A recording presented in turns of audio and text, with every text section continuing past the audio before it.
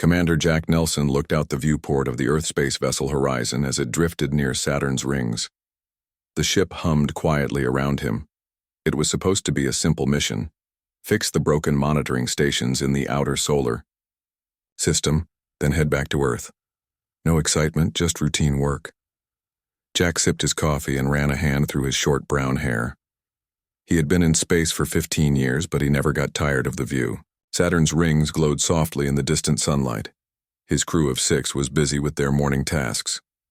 Nothing unusual. "Commander," called Olivia Martinez from her station. "We're picking up an unusual signal. Definitely not one of ours." Jack walked over to her console. Olivia was the best engineer he'd ever worked with. She could fix almost anything with whatever she had on hand. Her dark eyes were now fixed on the readout, her expression puzzled. "Could be interference from the rings," Jack suggested. Olivia shook her head. "No, sir. It's structured, almost like—" Before she could finish, Communications Officer Lisa Kim's voice broke in. "Commander, visual contact, bearing 035. The main screen flickered and showed what appeared to be a ship, but unlike any human vessel. It shimmered with a crystalline structure that seemed to bend light around it. It was beautiful, alien, and heading straight for them. "Battle stations?" asked Security Officer Ryan Cooper, his hand already reaching for the alarm. Jack held up his hand. "No, look at its approach. Slow, lights flashing in a pattern. They're trying to communicate, not attack." The next 6 hours were a blur of activity. The Horizon crew followed first contact protocols. They transmitted mathematical sequences, simple pictograms, and basic language patterns. The alien ship responded in kind. By the time the aliens requested permission to dock, Earth authorities had been notified. Jack received special orders. Be diplomatic, learn what he could, and represent humanity well. "Are we really doing this?" Olivia asked as they stood in the airlock chamber waiting. Making first contact with actual aliens, Jack adjusted his uniform. "Seems like it. Remember your training. No sudden movements." The airlock hissed open. The aliens called themselves the Viridian Collective. They were tall, slender beings with 6 limbs and skin that shifted colors like oil on water. Their representative, Zelthoran, spoke through a translation device that hung around what appeared to be its neck. "We observe Earth many cycles," the device translated in slightly awkward English. "Your species interests us. You build, you create, you change your world. We wish exchange of cultures." The meeting went well at first. The aliens were peaceful and seemed genuinely curious about humans. Zelthoran explained that the Viridians had evolved on a world without large predators. They developed technology through cooperation rather than competition. "We wish to see standard human tools for everyday tasks," Zelthoran requested, "to understand how you interact with your environment." Jack nodded to Olivia. "Chief Martinez, would you mind getting your toolkit?" Olivia left and returned with her standard-issue repair kit. She laid the items out on the table: a multi-tool pocket knife, duct tape, WD-40, zip ties, several wrenches of different sizes, screwdrivers, pliers, and a digital diagnostic tool. "These are basic tools I use for everyday repairs," she explained, picking up the multi-tool. "This one has many functions in one small package." She flipped open the knife blade to demonstrate. "This helps cut wires, open packages." The reaction was immediate and shocking. The 3 Viridians recoiled, their skin flashing to a deep purple color. Zelthoran made a high-pitched sound that the translator didn't catch. "What's wrong?" Jack asked, concerned. "Did we offend you somehow?" One of the other Viridians was already backing toward the airlock. Zelthoran's color slowly returned to a lighter blue as it seemed to regain composure. "That is a weapon," the translator said. Olivia looked confused. "No, it's a tool.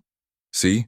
It has pliers, wire cutters, a file, and a blade," Zelthoran interrupted. "Designed to cut flesh." "Well, it can cut many things," Jack said carefully. "But we use it for work, not harming others." The alien's attention turned to the other items. One picked up the duct tape cautiously. "This substance. It could bind limbs, prevent movement, suffocate breathing passages." Jack felt a chill. The aliens weren't seeing tools. They were seeing weapons. The Viridians huddled together, speaking rapidly in their own language. The translator couldn't keep up, catching only fragments about danger assessment and hostile capabilities. Finally, Zelthorin turned back to the humans. "We must consult with our ship. This meeting is paused." Two of the aliens left quickly through the airlock. Only one remained behind, not Zelthorin, but a smaller Viridian who introduced itself as Zendar, a cultural attaché. "I apologize for my colleague's reaction," Zendar said, its skin a calmer blue-green. "You must understand, our species never developed weapons. The concept is disturbing to us." "But these aren't weapons," Olivia protested, gesturing to her toolkit. "To us they are," Zendar explained. "Our scientists ran quick simulations. The items in this small container could be used in 43 different ways to cause death or serious injury." Jack and Olivia exchanged worried glances. "The knife is obvious," Zendar continued, "but this adhesive strip could suffocate. These small binding loops could strangle. This spray contains chemicals that could cause poisoning if ingested. Even, these metal tools could fracture bones if wielded with force." "That's not what they're for," Jack said firmly. "Those are tools for building, fixing, and creating." Zendar's color shifted to a thoughtful purple-blue. "Perhaps that is the most concerning part, Commander. Your species carries items with deadly potential as casually as we might carry writing implements. What does that suggest about human history and psychology?" Jack didn't know how to answer that. How could he explain thousands of years of human evolution, of surviving as both predator and prey, of tools that helped build civilization but could also be used for violence when needed? "I would like to understand," Zendar said, touching one of its upper limbs to the toolkit. "Before my people decide whether humans are safe to contact further, many in our collective will argue that a species that carries potential weapons at all times must be inherently dangerous." Jack took a deep breath. "First contact was hanging by a thread, all because of a simple toolkit. We'd be happy to explain," he said. "But you need to understand something about humans. We're not defined by what our tools can do in the worst case. We're defined by what we choose to do with them in reality." Zendar's skin rippled with colors. "An interesting perspective. I will relay this to my superiors." As the alien turned to leave, Jack knew this was just the beginning of a much more complicated situation. Somehow he needed to convince these peaceful aliens that humans weren't the dangerous species they appeared to be, even if everything they carried could, in the wrong hands, become a weapon. News of the first contact spread quickly back on Earth. Within 24 hours, the United Space Administration headquarters in Houston buzzed with activity. Officials from every major government gathered to discuss how to handle the diplomatic situation. Director Samantha Collins stood at the front of the crowded meeting room. Her gray suit was crisp despite having been up all night. On the large screen behind her was a live feed from the horizon, where Ambassador Zendar waited. "Let me get this straight," she said, rubbing her temples. "They think we're dangerous, because our engineer showed them a pocket knife and some duct tape?" Admiral Peter Rodriguez nodded. "According to Commander Nelson's report, yes. The Viridians have no concept of weapons. Their entire civilization developed without them." Samantha sighed. "So a species advanced enough for interstellar travel is afraid of WD-40 and zip ties." "It's more complicated than that," said Dr. Alan Wright. He was an anthropologist who specialized in how humans used tools throughout history. To them, the fact that we carry items with harmful potential means we must expect to use them that way. On the screen, Zendar's skin shifted to a light green as it waited patiently. The alien had agreed to act as a go-between while the main Viridian fleet kept its distance. "Ambassador Zendar," Samantha addressed the screen. "We understand your people's concerns, but these items are not weapons to us. They're tools that help us solve problems." Zendar's translator hummed. "Director Collins, my superiors have reviewed the data. Your multi-tool contains a blade that can pierce flesh. Your duct tape can seal airways. Your wrenches can fracture bones. Yet you carry these items routinely." The Viridian High Council asks, why would a peaceful species need such things unless they regularly face violence? The room fell silent. How could they explain human history and survival instincts to a species that evolved so differently? Dr. Wright stepped forward. May I? He asked Samantha, who nodded. Ambassador, humans evolved as both predator and prey.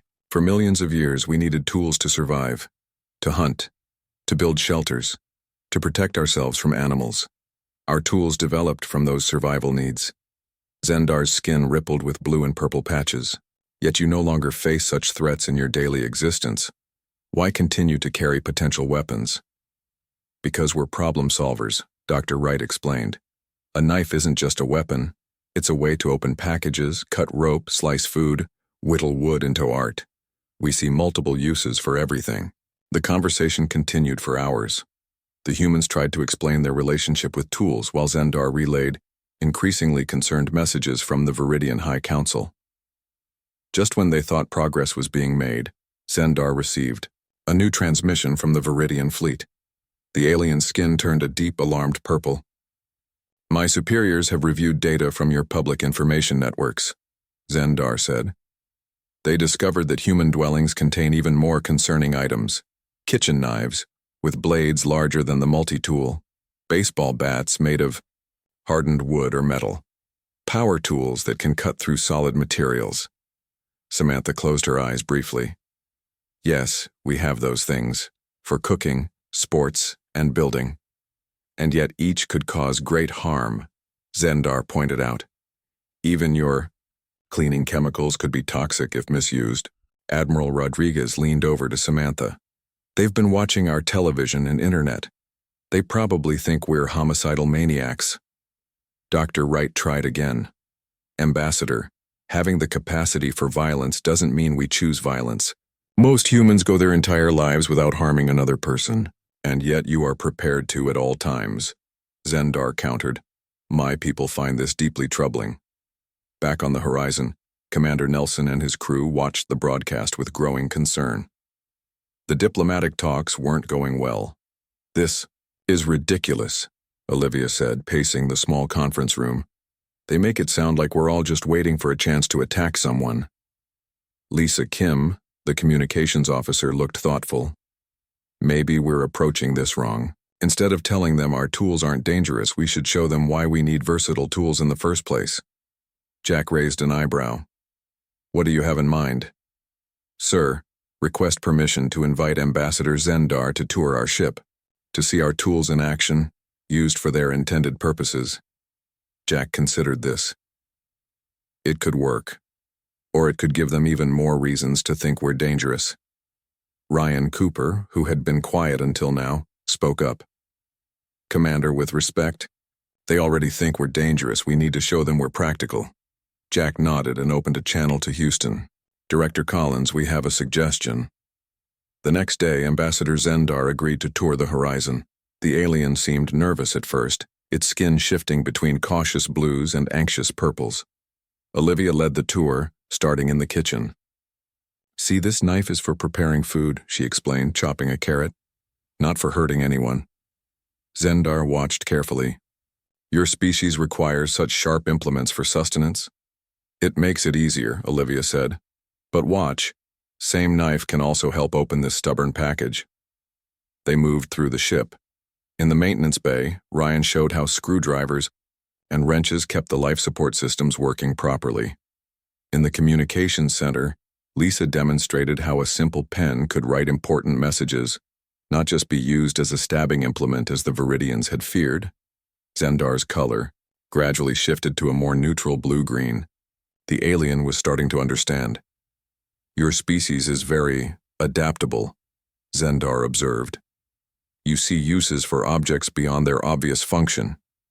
Exactly, Jack said, smiling. That's what makes us good explorers. We adapt to new situations.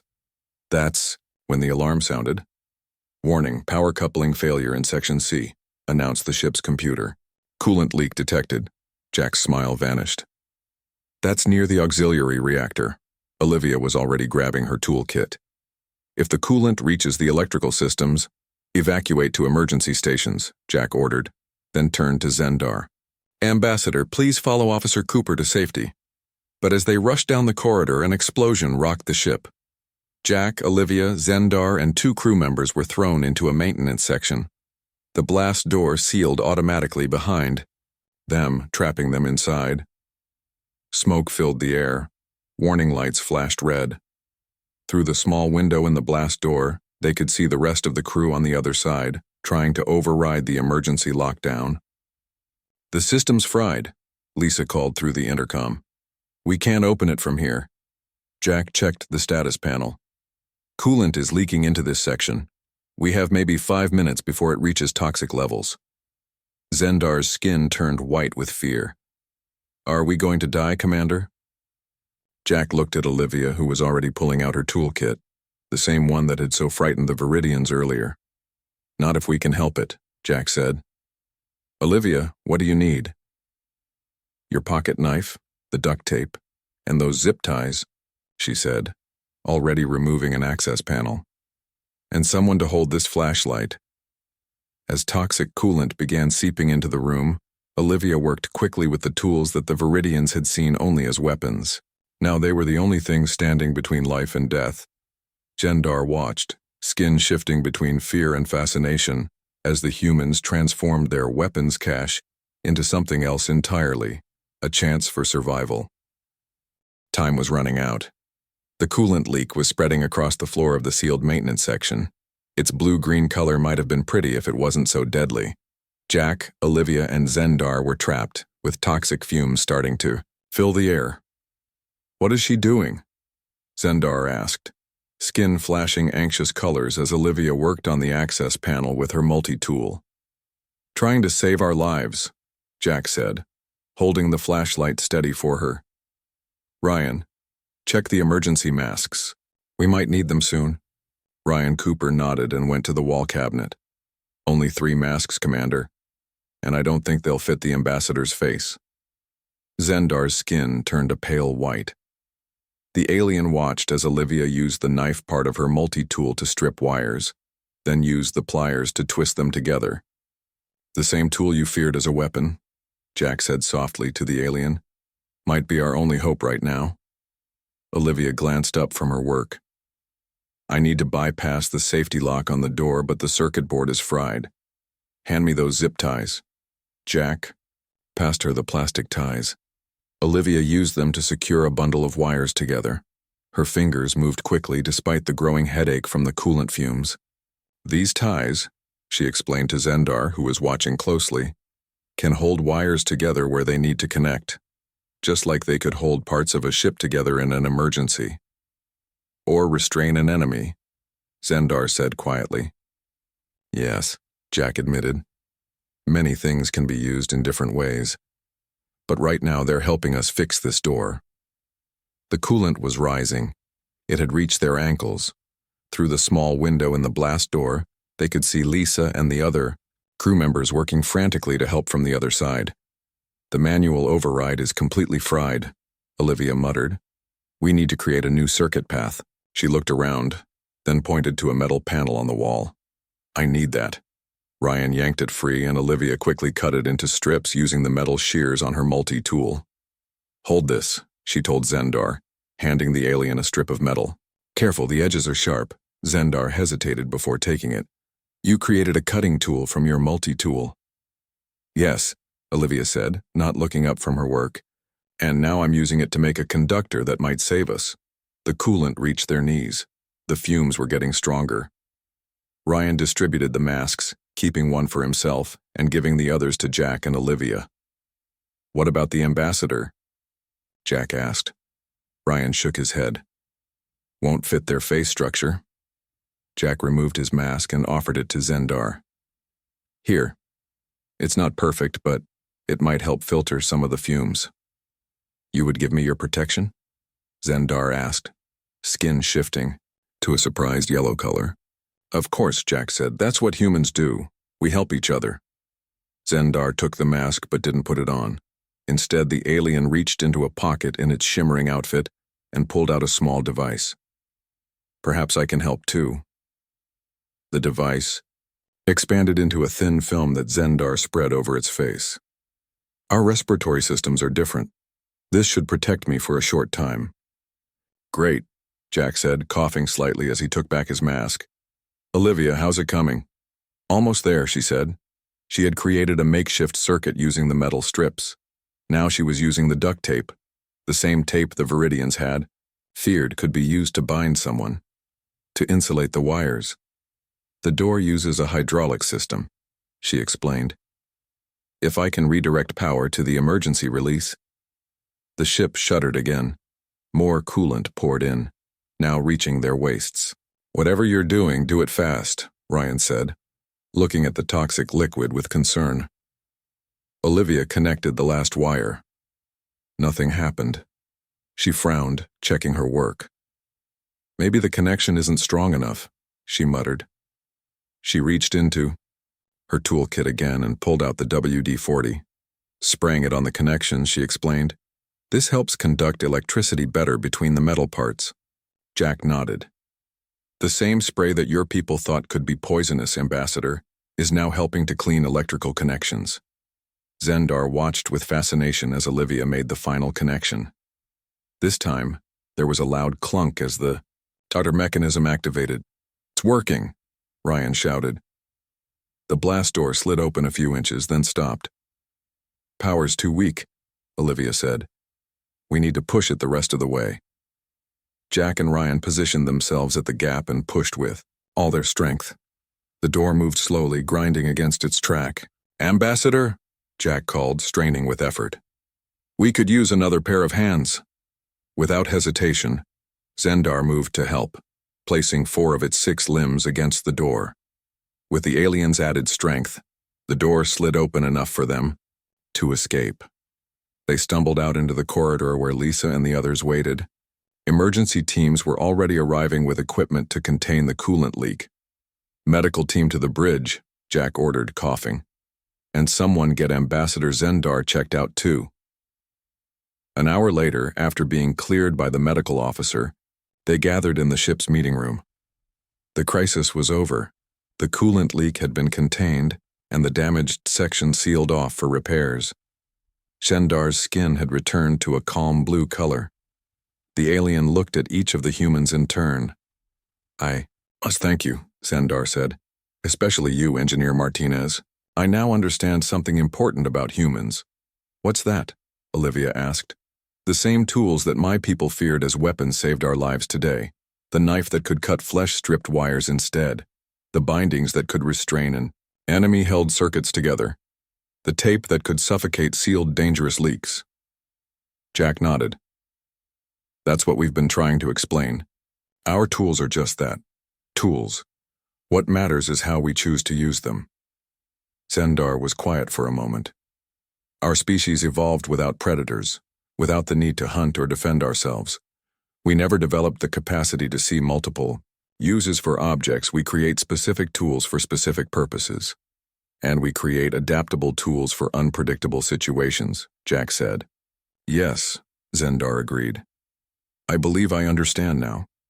Humans don't carry potential weapons because you expect violence. You carry versatile tools because you expect problems that need solving. Lisa smiled. That's a good way to put it. Zendar's translator hummed as the alien spoke again. I must report this new understanding to the Viridian High Council. Perhaps our initial assessment of humans was incorrect. We'd appreciate that, Jack said. We want to be friends, not feared. As Zendar prepared to return to the Viridian ship, the alien paused at the airlock. Commander Nelson, may I ask a favor? Of course. Would Engineer Martinez be willing to show me more of her toolkit? I would like to learn about each item, not as a potential weapon, but as a solution to problems. Jack looked at Olivia, who smiled and nodded. I'd be happy to, she said, pulling out her multi-tool. Let's start with this. It has 17 different functions, and only one of them is a knife. As Olivia began explaining each tool to the fascinated alien, Jack felt a sense of hope. Perhaps humans and Viridians could understand each other after all. It would take time, but the first step had been taken. Sometimes, Jack thought, it took a crisis to reveal the truth, that a human toolkit wasn't a weapons cache at all, but rather a collection of solutions just waiting for problems to solve. 2 days after the coolant leak incident, relations between humans and Viridians had improved significantly. Zendar had sent detailed reports to the Viridian High Council about the humans' creative use of tools during the emergency. The alien diplomat now spent hours with Olivia, learning about each item in her toolkit and its many uses. Jack sat in his office, reviewing repair reports, when Lisa's voice came through the intercom. "Commander, we're receiving a distress signal. It's from a Viridian vessel." Jack hurried to the bridge where his crew was already gathered around the communications station. Lisa adjusted some controls, and a voice came through the speakers. The translation was broken and filled with static. "This is Science Vessel, Luminar, under attack, unknown species, weapons disabled, preparing to board." "Can you clean it up?" Jack asked. Lisa shook her head. "That's the best I can do. The signal's weak and being jammed." Zendar rushed onto the bridge, skin flashing alarmed colors. "Commander, that's our science vessel. They were studying a nearby nebula." "Do you know who might be attacking them?" Jack asked. "No. We have never encountered hostile species before meeting humans, and you are not hostile." Zendar's color darkened. "This is something new." Jack checked the ship's status displays. "How far are they?" Ryan looked up from his station. "About 2 hours at maximum speed, sir. We're the closest ship." Jack nodded and turned to Zendar. "We'll help them, but you should know the Horizon isn't a warship. We have minimal defensive capabilities, just enough to deflect space debris and small meteoroids." "You would help us, even though you are not equipped for combat?" Zendar asked. "Of course," Jack said. "That's what friends do." As the Horizon changed course toward the distress signal, Jack called his senior crew to the conference room. Zendar joined them, still looking worried. "What do we know about the attacking ship?" Jack asked. "Not much," Lisa said. "Based on the partial sensor data from the Viridian vessel, it's about twice our size, heavily armored." "Any ideas who they might be?" Jack asked Zendar. The alien's skin rippled with concern. "There are stories of a species called the Krell. They are said to be aggressive, territorial, but we thought they were just tales to warn young Viridians about the dangers of unexplored space." "Well, they sound real enough now," Jack said. "And we need a plan. We can't outgun them, but maybe we can outsmart them." Olivia spoke up. "Commander, what if we use what we've learned these past few days? The Viridians feared our tools because they saw weapons where we saw versatility.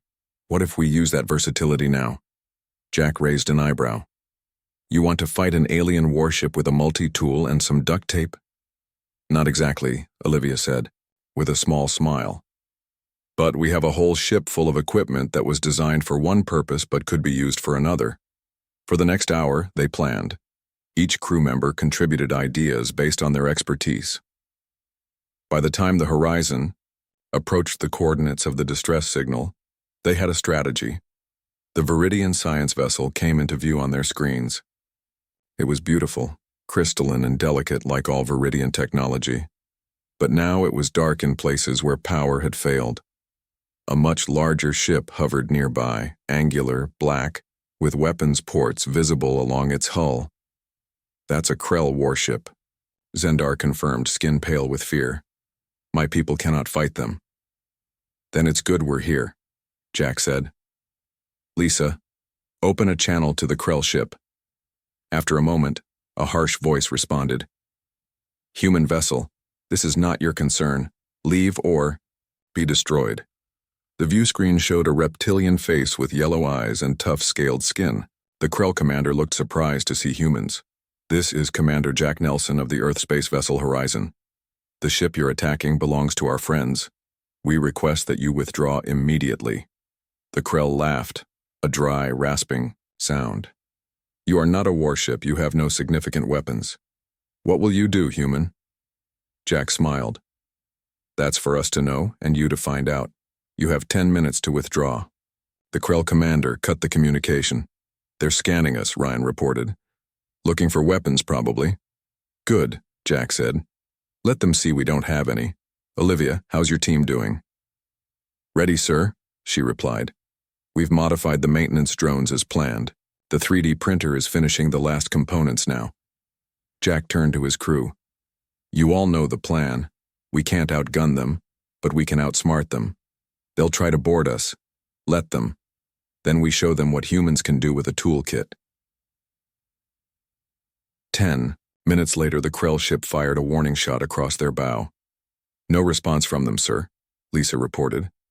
They're launching boarding shuttles, Ryan added. 5 of them, heading for both our ship and the Viridian vessel. Jack nodded. Just as we expected. Everyone to your stations. Remember, minimal casualties if possible. We want to end this without bloodshed. As the crew rushed to their positions, Zendar approached Jack. Commander, I wish to help. My people are pacifists, but I have learned much from you. Jack handed the alien a tablet. Monitor the Krell movements from here. Your knowledge of their legends might help us predict their actions. Zendar took the tablet, skin shifting to a determined blue. Thank you for helping my people. Thank me when we succeed, Jack said. The first Krell boarding party forced their way through an airlock on Deck C. They were tall, reptilian beings with natural armor and sharp claws. Each carried what looked like energy weapons. What they didn't expect was the corridor to suddenly fill with thick foam that hardened around their legs, trapping them in place. The foam came from modified fire suppression systems that Olivia's team had reprogrammed. On Deck B, another Krell team encountered maintenance drones that had been converted to spray lubricant on the floor. The heavily armored aliens slipped and fell, their weapons sliding away from them. In the cargo bay, Ryan had set up a makeshift sonic disruptor using speakers from the entertainment system. When the Krell entered, the sound hit a frequency that affected their inner ears, causing disorientation and nausea. Not all the defenses worked perfectly. Some Krell made it past the traps. They were strong fighters, but the human crew had prepared for this too.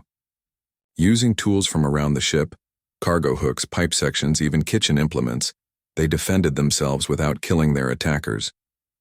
Jack led a team to the main engineering section where the largest Krell group had broken through. He carried a makeshift shield made from a storage container lid and a modified welding tool that now shot bursts of blinding light. Remember, he told his team, incapacitate, don't kill. The Krell commander himself led this group. He snarled when he saw Jack. You fight without proper weapons. You insult us, Jack smiled. We fight with what we have, that's the human way. The battle was short but intense.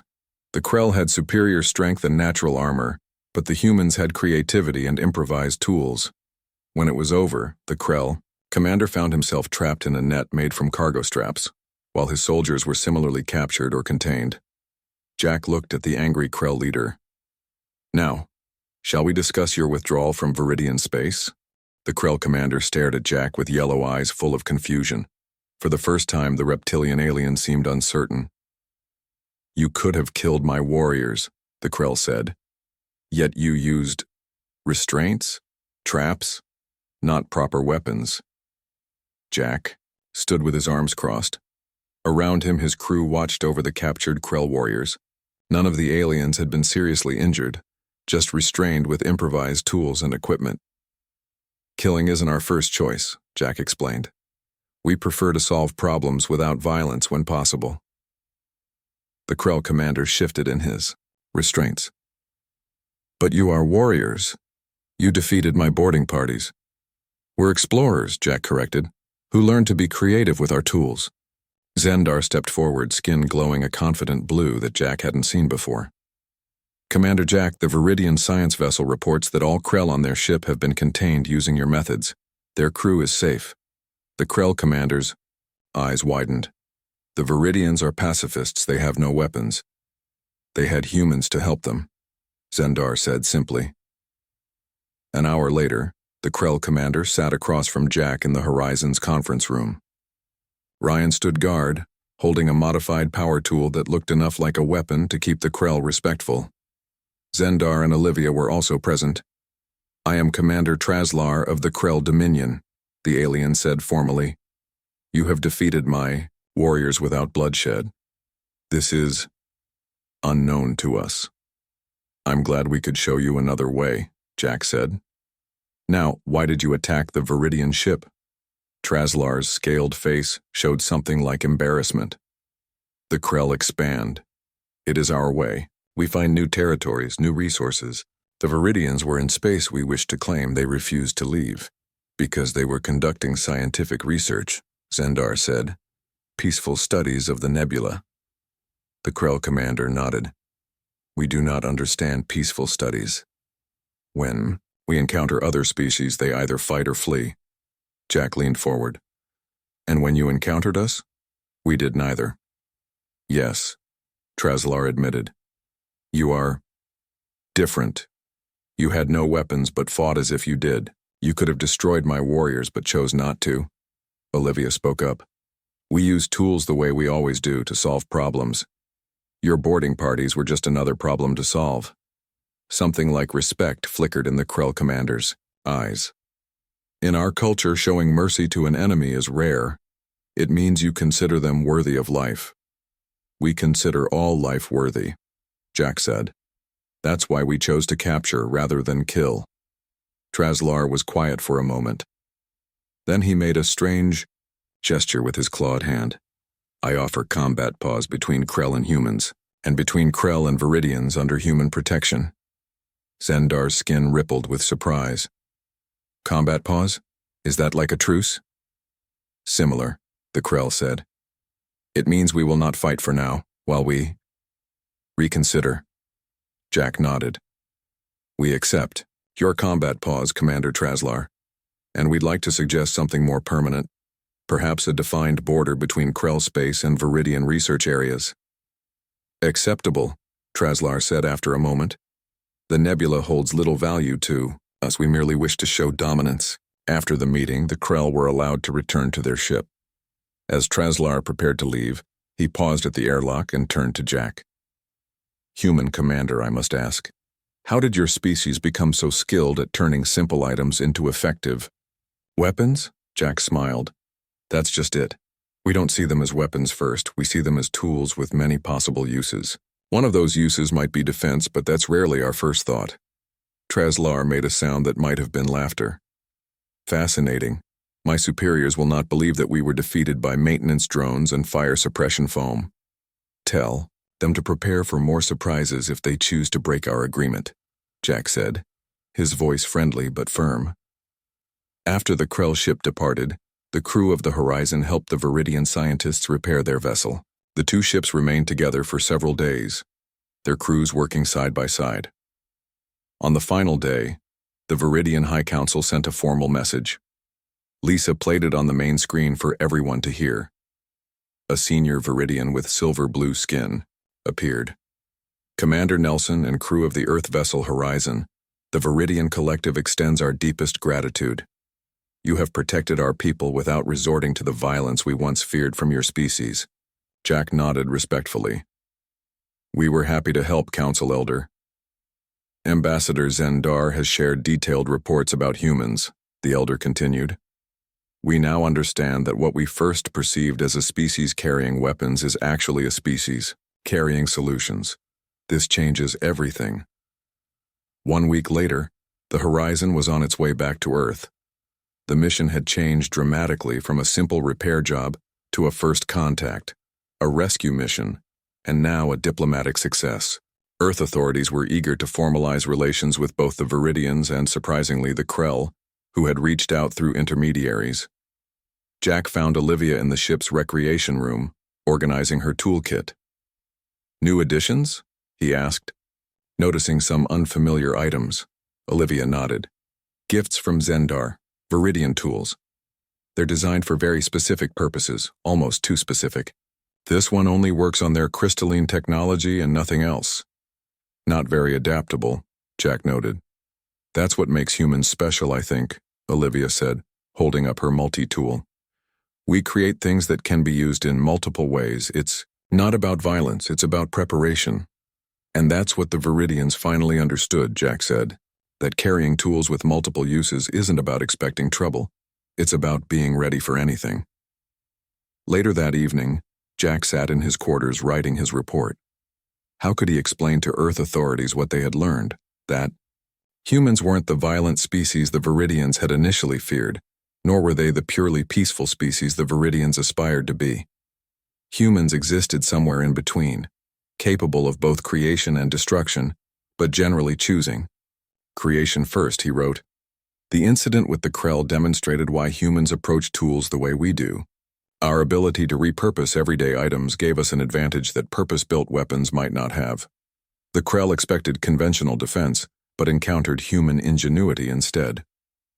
Jack looked at the small Viridian crystal on his desk, AI, gift from Zendar.